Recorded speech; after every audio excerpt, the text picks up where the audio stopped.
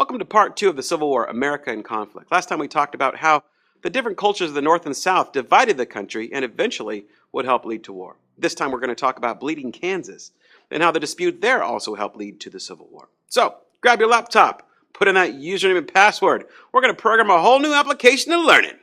I got mine here. Oh, shoot. What do you mean, wrong password? Maybe it's my other pet's name.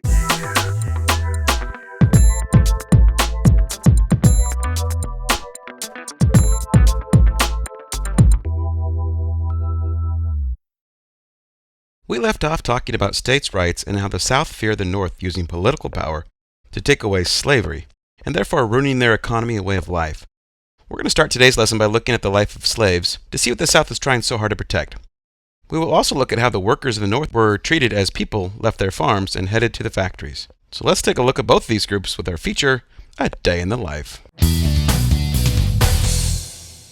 Let's look at a day in the life of a slave. First of all, not all slaves were the same. Really, slaves could be divided into two groups: house slaves and field slaves.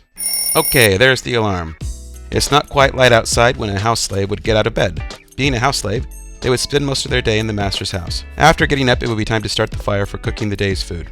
If you were the cook, you would be making food for the entire household: the white slave overseer, any visitors that might be in the house, and of course, the master himself.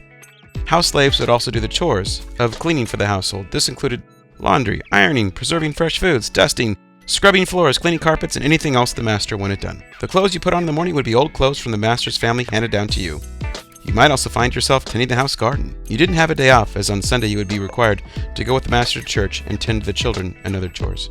Now, if you were a field slave, you were up with the sun to head out to the fields to work. Being in the South, it was usually hot outside. You didn't have to worry about what to wear, as you've only been given a pair of pants. Women got a long dress to wear. It didn't matter if you were a man or a woman, you worked the same hours, and pregnant slaves were expected to work until giving birth. If you were a child, you didn't wear much clothing at all until puberty. As a field slave, you would live in a one-room cabin and be given a weekly ration of food for the family. Sometimes they would be allowed to plant their own garden to have fresh vegetables. So on Sunday, your one day off a week, you get some food from your garden, go fishing, or even hunt. If you didn't work hard enough, a field slave or even a house slave faced whippings, beatings, and many other types of punishments. Although blacks and whites having relationships was not tolerated by Southern society. Many female slaves, however, gave birth to light-colored skinned children. These children were often the result of the master of the plantation raping his female slaves. Obviously, that's a bad day, and that's every day. Now about those factory workers. When you get up in the morning, you wake up in the city. In the North, big cities were springing up all over due to the jobs people could get working in factories. As people poured into the cities, houses and apartments were busting at the seams. You would not wake up in a room alone, but instead be crowded sharing a room with several people. You would need to get up early and be prepared to work for a 12 to 16-hour day, unless it was Sunday, your one day off. Once you got to work, you enter a noisy, dusty room that causes you to cough throughout the day and your eyes to burn. As you look around, you see the machines that are making most of the noise. Many are dangerous to be around with exposed moving parts and difficult and tedious tasks. You know that if you get hurt by one of those machines, it means you lose your job and probably won't be able to work again. When you look around, you see men, women, and children all working together. Children playing an especially important role, as their small hands, arms, and bodies could reach into small spaces to help fix machines. When you got a look at your paycheck, it was barely enough for food, shelter, and clothing for yourself. That's if you're a man. Women and children made less money, as they were seen as having less need for the money than the man that was often responsible for a family. When you got off work, you head home and hit the sack so you could be ready for the next day. So being a slave or a factory worker was no fun, but there were major differences between the two. Slaves were bound for life, and any children they had would be slaves. Slaves also knew that any relationships they formed could be broken at any time by the master who could have them sold. Factory workers got paid for their work and could quit whenever they wanted to. Many factory workers tried to save their money so they could head west to start a new life on the frontier. So slavery was a horrible institution that allowed white people in America to own Africans. Generations of blacks in America endured endless suffering with no hope of change. What this suffering brought slave owners in the South was huge profits and a life of ease that they considered a grand and noble way of life. With the North getting more and more population, the South became more and more worried their way of life would be taken away from them through politics. To understand why they thought this, it would help a lot if you can recall our lessons on how representation in the House and Senate work in Washington, D.C. Let's take a quick look back with a rapid rewind review segment. Congress is the lawmaking branch of government that is in charge of making laws for the nation. The House currently has 435 members who represent the state they live in. Bigger states like California have more members in Congress than a small state like Wyoming. Large and small in population, not physical size. This is to ensure that areas with more people get more votes. However, if you remember, small states were unhappy about getting fewer votes, so they created the Senate, which would give equal votes per state. This would mean that California and Wyoming would each get 2 votes in the Senate. Keep in mind, in the Senate, if there is a tie, the tiebreaker is the vice president. Also remember that a law must be passed by both the House and Senate, as well as get the president's signature before going into law. So why did we review that? Well, in this lesson, we're going to be discussing how westward expansion turned into a series of disagreements and compromises between the North and the South. Last lesson we learned that the North had a huge advantage in population, and that in turn would lead to more votes in the House. However, a bill must pass the House and the Senate in order to become law. So even though representatives from the more populated states of the North could take control of the House, if the number of slave states and free states were equal, then the slave states could stop laws they didn't like in the Senate. This balance would have been easy to maintain if the nation wasn't spreading like wildfire across the West. One territory after the other was wanting to become a state. The question was, would that state be a free state or a slave state? Whatever the decision was, it could disrupt this balance and cause major problems. In other words, the fate of slavery in the West could determine whether slavery would be allowed or outlawed altogether, and both sides of the debate knew that. Up until 1845, most new states in the South, like Louisiana, Missouri, Texas, Florida, Alabama, Mississippi, and Arkansas, were all admitted as slave states. Some of these additions were very controversial because of slavery. A big portion of those people who opposed annexing Texas were against it because of slavery.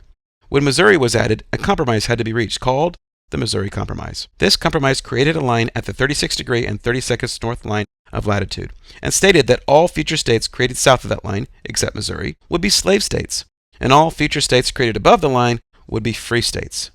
This was seen as a plan for future expansion and created a balance of 15 free states and 16 slave states. By adding Missouri as a slave state and Maine as a free state, this compromise lasted until 1850, when California wanted to be admitted as a state. The problem was that the majority of the state was above the Missouri Compromise line, but a portion of the state was south of the line. The other problem is there wasn't another state to add as a slave state to keep the balance of power. The new compromise decided to add California as a free state instead of creating another slave state, created the Fugitive Slave Law, which would make it a crime for someone in the North to help slaves escape, or even to help already escaped slaves. In fact, it required slaves to be returned by any Northerner who discovered one. Northerners could be fined or jailed for not complying with this law. Abolitionists in the North hated this law and immediately defied it, continuing to run the Underground Railroad, a system of safe houses for escaped slaves to use when running to safety. And they helped escaped slaves in the North find jobs and start a new life. The Compromise of 1850 lasted until 1854, when the Kansas-Nebraska Act was passed. The Kansas-Nebraska Act was a new idea to settle the question of slavery in the new states. It created the Kansas-Nebraska territories and left the decision of slavery up to a popular vote in the new state. In other words, if the majority voted for slavery, it would be a slave state. And if the majority voted for freedom, it would be a free state. This gets us to our lesson question about bleeding Kansas. Kansas was the first and last state to test this idea of voting for or against slavery. After it was announced that Kansas' status as a free state or slave state would be decided by a vote, both pro- and anti-slavery settlers began pouring into the area. Many were not interested in settling the area, just simply voting for their side. The problem came when both sides became violent, in order to intimidate the other side to move or at least not vote. In Kansas, both sides were actually engaging in all-out battles, with an estimated 200 people dying during these disputes. Outside of Kansas, tempers flared as well. Even members of Congress became violent. After Charles Sumner gave an impassioned speech on the evils of the South and slavery, Representative Preston Brooks from South Carolina cornered Sumner and beat him savagely with a cane. The violence brought about by this act did not stop the vote from taking place. Kansas would be eventually adopted as a free state, giving free states a one-vote advantage in the Senate. It is doubtful that a truly fair election was held among the chaos in the region. 3 months after Kansas was added as a state, the first shots of the Civil War would be fired. So what? Well, after watching this video, you should be able to answer the following questions. What was it like to be a slave and a factory worker during this time? What agreements were made between the North and the South to maintain a balance of power in Congress? And what did these agreements do?